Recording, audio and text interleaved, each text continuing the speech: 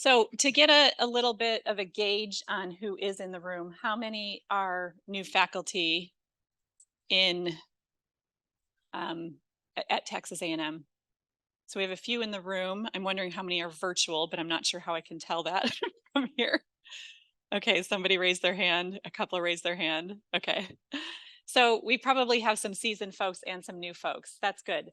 Some of you might also be new to Canvas and hopefully got an orientation to things last week. So my focus today is really about learning design and how that couples or relates to student success. And I borrowed this quote from a friend who recently presented on a similar topic. And I love it because it does talk about multiple factors playing into student success. But the two I'm going to focus on are instructional design and how really being thoughtful about the design of your course plays into student success, but then also how to leverage Canvas as the tool to deliver it for your students' experience. Looks like there are a few people that need to be admitted. Okay, so what I'm going to cover basically is before you can actually put your content into Canvas, you need to engage in some planning around your course. So we're going to cover some foundational or fundamental course design principles that promote student learning, and then jump into how that might look into Canvas once you've done some planning in advance. We're all here for student success is why we're all here. And so I think this is really critical to the work that you do with your course. So from a course design 101 standpoint, my team applies backward design, which is evidence-based research, founded in evidence-based research and instructional design best practices. And so this is what our process looks like. Now, as instructional designers, we actually engage with faculty to go through a 25-week process. And you know what, let me back up. So backward design, just to kind of talk a little bit about what backward design is, it's really being intentional about how you develop your course. So I feel like every time I turn my head, it goes quiet. So let me just move this a little bit. So backward design is not necessarily taking your textbook and going from chapter to chapter, but it's using a backward design approach and identifying those assessments, your assessment strategy, to drive the design of your course. So it's first starting with a reflection on what do you want your students to know and do by the end of the course.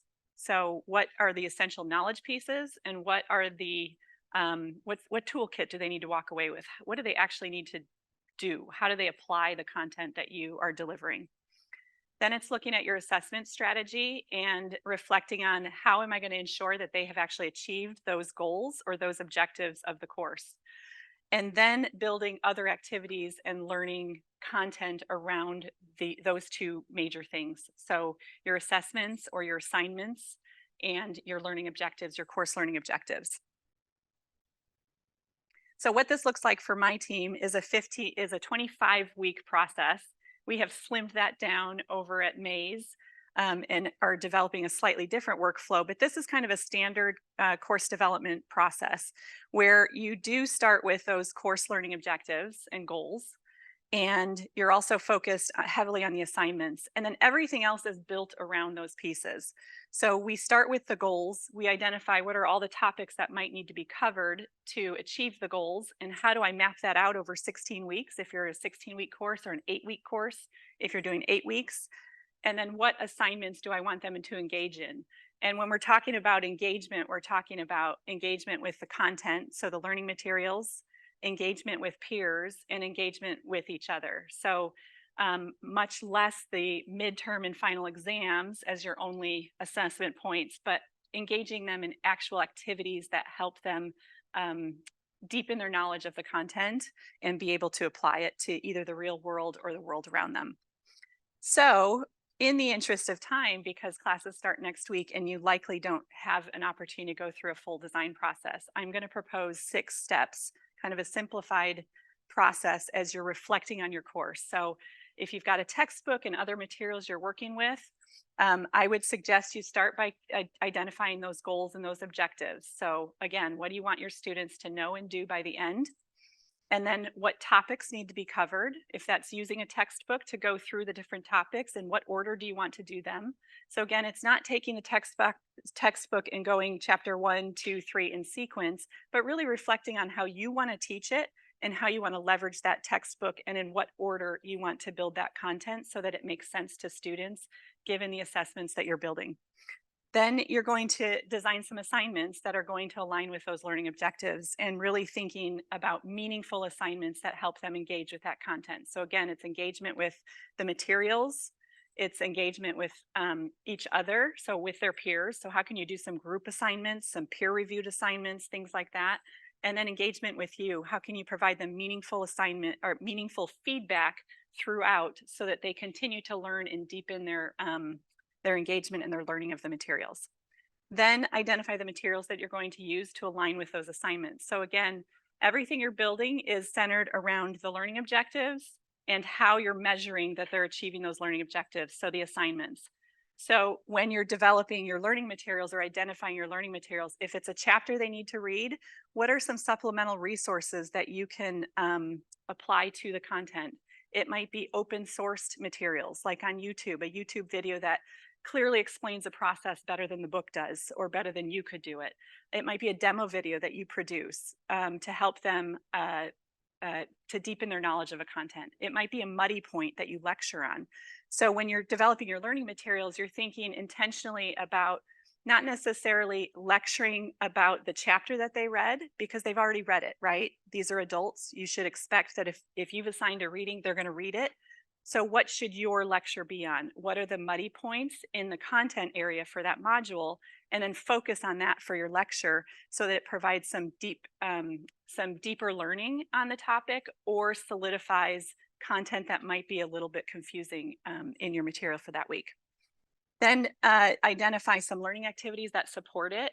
So again, deepening the learning through a discussion perhaps. And if you're a face-to-face instructor, how can you engage students in the classroom? Shoulder partner activities, think, pair, share activities, different opportunities where they have to actually talk about and think about the material that's being delivered or the assessment that they are required to engage in. How can you engage them in group work? What does that look like? And thinking about those different activities that help reinforce the material. And then at the very end, you're looking from week to week, identifying what your module objectives are. Now, some do this at the beginning, and we sometimes start with a draft of your module objectives, but I think it's always a good idea to come back around at the end once you've developed all your assessments to say, okay, does everything align with the goals that I set for my course? And ensuring that if you have a learning objective or an activity that doesn't align, that you can shift gears and change that activity or assignment so that it does align. Backward design is all about being transparent for your students so that throughout the course, they always know kind of where they're headed and what their goals are for the course. And so everything should align back to those goals. So I'd like to engage us in a think, pair, share activity. And for those who are joining us virtually, we're going to put you in some breakout rooms. So this is an opportunity to have a discussion about your course and your course goals for your learners. So again, it's really focusing on what do you need them to know by the end of the course and what do you need them to be able to do. So I'd like you to pair up with someone. Again, for those who this is not your first rodeo and you've taught your course before, take this opportunity to reflect on the goals that you have for your course and be able to articulate that to a shoulder partner and see what kind of feedback you can get from it. So pair up with a person for the next 5 minutes, and let's start with 5 minutes of reflecting on your goals for your course. And then we'll have you pair up with somebody to talk about and seek feedback about the ideas that you've generated. So I'm going to time us.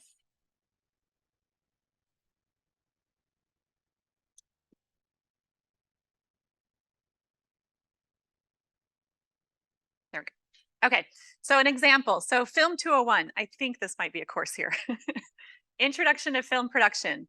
So a couple of learning objectives that might be for this course, which I'm not a teacher, I'm not an instructor of this course, so I just kind of made them up. I did a little bit of research, but explain the various stages of film production might be a a good learning objective, course level learning objective. Compare and contrast the roles or the jobs and the teams involved in the production of a film, and apply set safety standards to set design.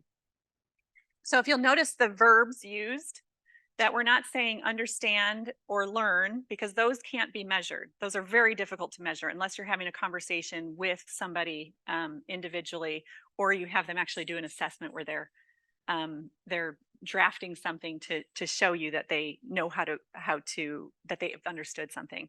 So when we're doing learning objectives, and I'm going to come back to this slide after I get you into an activity again, but we try to apply Bloom's taxonomy. So these are the levels in the verb. So you'll notice level 1 is knowledge base. It's the knowledge acquisition piece.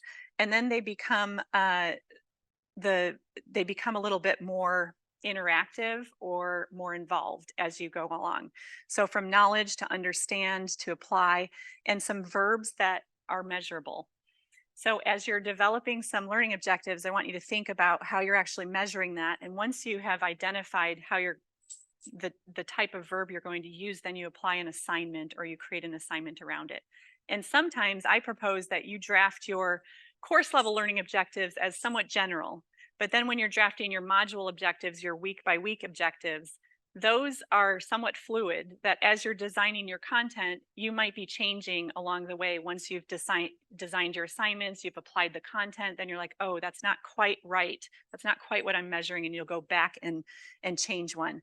But for purposes of course level learning objectives, I created a couple of resources that I think would be helpful. So for this activity, it's a course objectives document that helps you take those goals that you just discussed with your shoulder partner and put them into the document, and then start creating a couple of learning objectives. So you'll always start by thinking in terms of, by the end of this course, my students will be able to what? What do you need them to be able to do? And then try to apply some of those objectives. So let's take another 10 minutes. Pull this up. You can either plug in the web link if you're on your computer, or if you'd like to use your phone, you can just scan that QR code and it should come up. Tell me if anyone's having trouble pulling that up.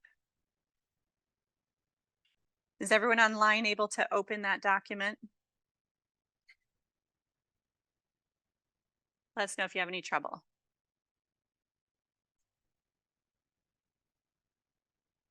Okay, so I'm going to set the timer for 10 minutes, and let's, again, if you've taught your course before, reflect on your current course level learning objectives and your course goals, and perhaps make some revisions as appropriate, or refine them further. Okay, let's come back together. I would love to hear Sorry, one Jen. or two of you share. I was a little behind you. The breakout rooms have 25 seconds. Oh, they do. Okay. In 25 seconds, I'd love to hear a couple of your thoughts about your course goals, and maybe one or two objectives that you were able to come up with, or that you'd like your students to achieve.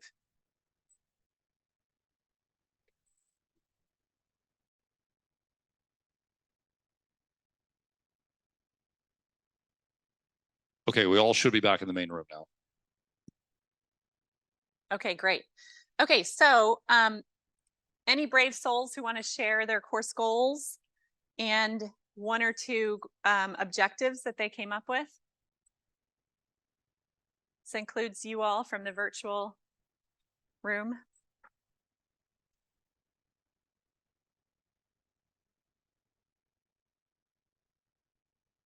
I did hear a good discussion over here, and maybe you guys can just expand on what you were discussing about whether or not in your course you should have a variety of taxonomy levels.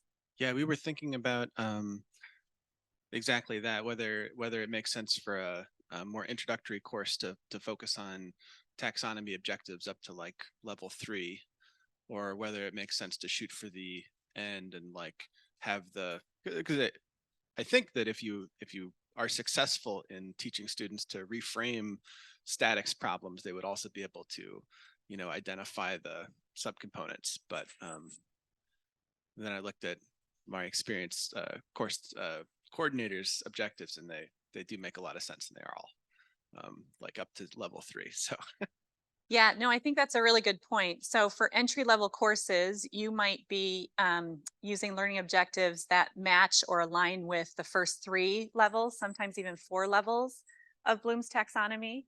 But it really does depend on your content area and how involved you want your students to be with that content, and what skills you want them to walk away with. Anyone else want to share their goals for their course and maybe a learning objective that they might have created? Or just something you discussed in your pair.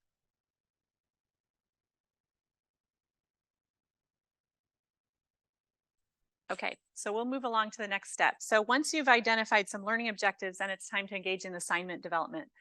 For purposes of this session, we don't necessarily have time to do assignment development, but I have created a couple of templates that I'm going to share with you so that you can engage in that work. But I do want to give you some examples.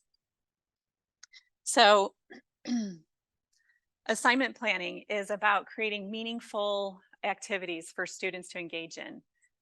Yes, I feel like a midterm and a final exam is necessary at times, right? If there's certain information and if you can develop that assessment in a way that they're actually applying the content and it's not just multiple choice. But the more meaningful opportunities and experiences for learners is when they're actually doing something that makes them think critically about the content and turn it into something that they walk away with. Whether that's for a marketing class where they learn how to do some basic market planning, or if it's for an accounting class or a math class where they actually have to make sense of the formulas that they are digesting. So really think critically about the types of meaningful assignments that could foster engagement for your students and deeper learning. So how can they engage with the content meaningfully, with each other meaningfully, and with you, and receive really valuable feedback? So I created a template that will help you do that, where you start by identifying the major skills or concepts that they need to learn, and then you go through this path of creating an assignment that would work. So here's an example. If we go back to that film production course, the first learning objective I shared was apply set safety standards to set design. So the assignment might look like reference the producer's guide to set safety, which is actually a thing. I looked it up online. And develop a set safety plan and checklist for use by set designers. So if that's one of your assignments, this could be done in a number of ways. It could be a group assignment. It could be a presentation. It could be a multiple part assignment where maybe during weeks 3 through 6, they might submit different parts of that plan or checklist. It could be a peer review assignment where they have to submit it to their peers, and then their peers give them feedback before they submit it to you, and you have a really robust rubric that goes with it. The next learning objective, explain the various stages of film production. And I think this activity could apply to either one of these learning objectives, or compare and contrast the teams involved in the production of a film. So the assignment I came up with was describe the stages of film production and include an explanation of where different teams intersect at critical points in order to produce a film. And that could look like a couple of different things too. That could be a group presentation. It could be something that they have to record as a discussion with each other in a group, or something that they record individually or through a PowerPoint presentation or PowerPoint upload for you, or a written paper or things like that. So think critically about how you can engage them with the content and have them use their critical thinking skills to engage in an assignment that would allow them to achieve the learning objectives that you set out. So those are just some examples. The other thing that's really helpful when working on your course is mapping out, and this is pretty tiny. Actually, you can see it okay, but it is kind of small. There's a lot of detail. This is something that we use in my team because oftentimes it's easy to kind of throw spit at the wall around assignments. Like, I want to do this assignment. I want to do a group activity. I want to have them present to the class at the end of the course. But how does that look when you map it out? And does it have a flow that makes sense as far as how they're digesting the content?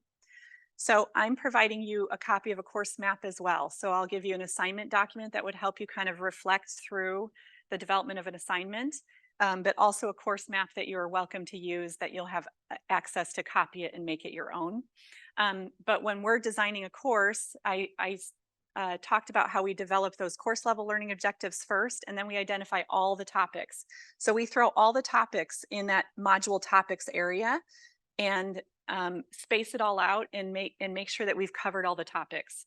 Then the faculty member looks at it and reflects and this order doesn't make sense. I want to move this topic to week 2, or I want to move this one back to week 6. So you're really thinking about how students are going to digest your content and the order in which that makes sense. And then as you're building out your assignments, then it helps you make sure, as well as the content, make sure, like, is this too much cognitive load?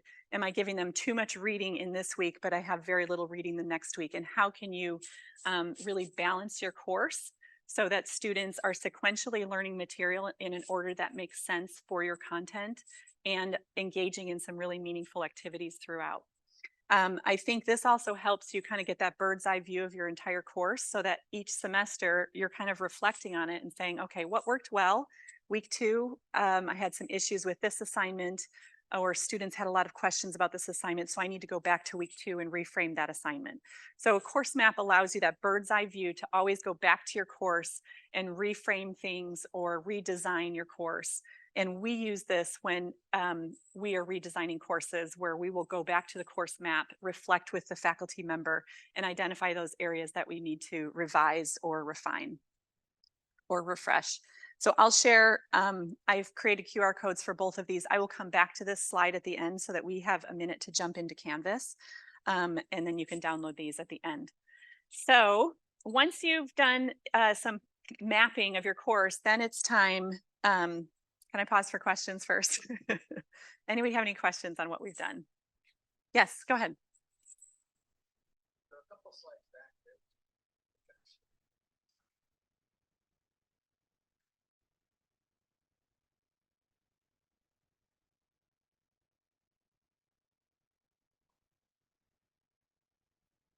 So those are actually 2 different learning objectives that I was proposing could be used.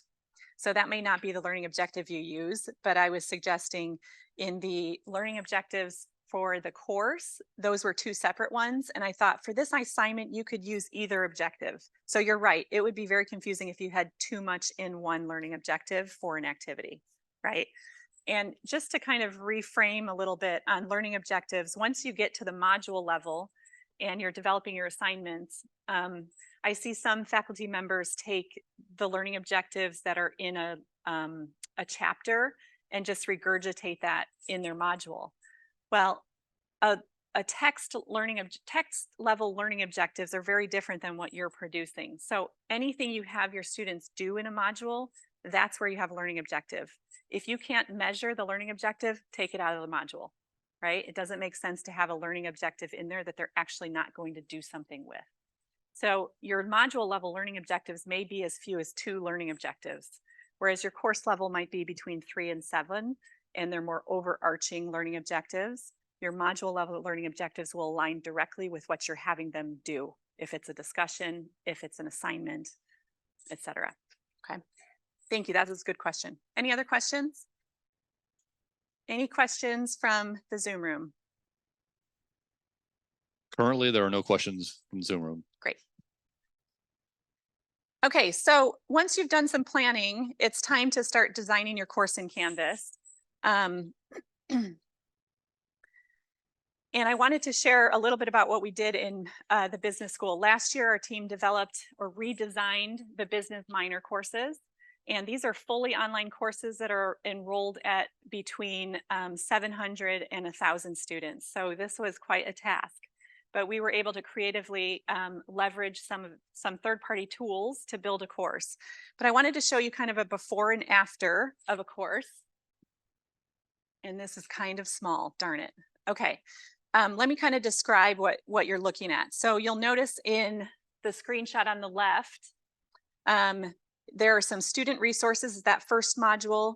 Then it's Meet the Professor in the second module. And then some first day resources in the third module, how to improve your scores in the fourth module, and then some useful links in the fifth module. Then the next screenshot is further down, then the content starts. And there's a full unit that has lots and lots of content in it. So a unit covers, in his course, covered 4 weeks. So lots of good stuff. What we did is we went in and redesigned it. And in the on the homepage, we added a nice welcome message that talked a bit about the course, and then a click on the getting started button. So we created a getting started section that they went straight to in modules with a course banner.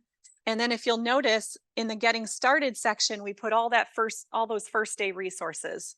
So this this third area where it says first day resources is where we condensed all of his first 5 modules from his course into one place with links so that students could find it all in one place, and so that his course was less busy and long, less scrolling for students, right? And then you'll notice module 1 and 2 look very similar. So each module represents a week of the content, and it's organized in a way that there's an introduction that talks about what's going to be covered with a to-do list, and then the learning materials, what they need to read, watch, engage with, and then the assignments that are required for that course with due dates and the point values associated with it.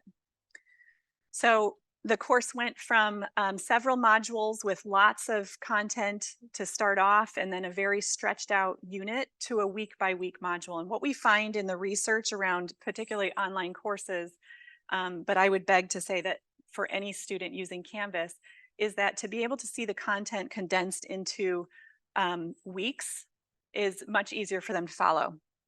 So why does this matter?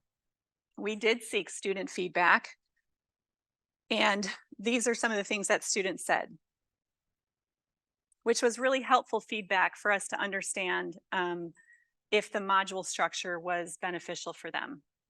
But what you're wanting to do when you're engaging students in Canvas is they should spend less time hunting for things and more time engaged in just moving through the week of materials that you need them to engage with.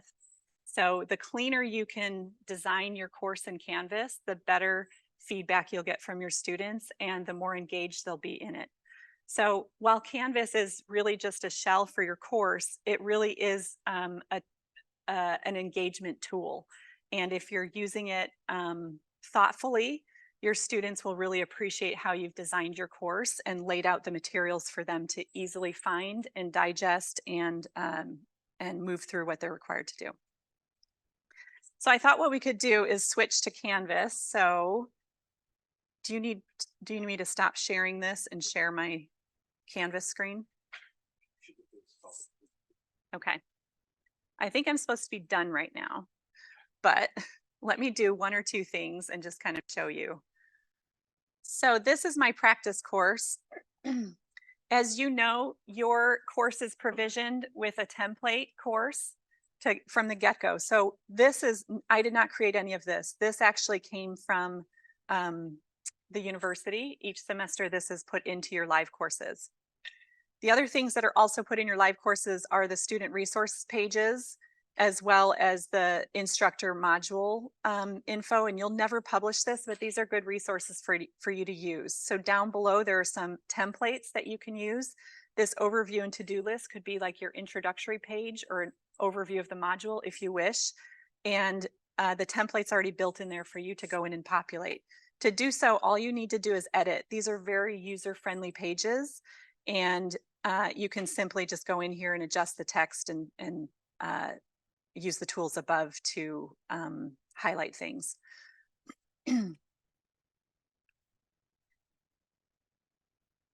Also up here in the modules, so course navigation is something we build in for online courses, just to give them kind of a quick and dirty of how to use the course level navigation versus the Canvas navigation page.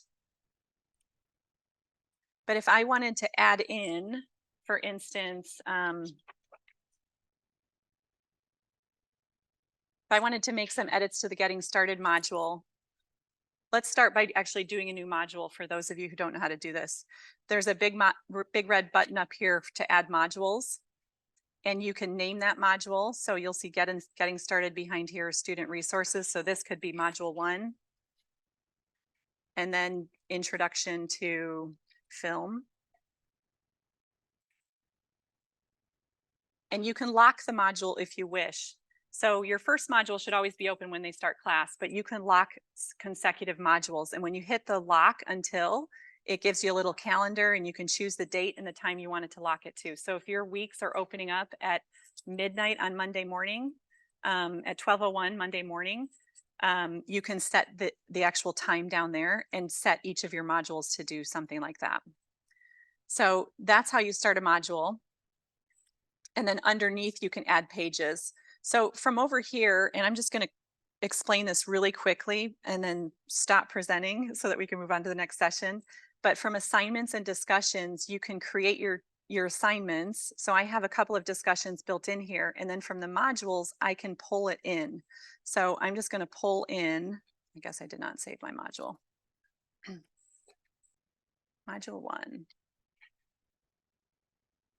I'm just going to call it intro. That will come down at the very bottom, and you can start adding content using this button. So I'm going to add an assignment, and it's actually a discussion that I saw in there, but I think it falls in the assignments. Why is it not letting me click?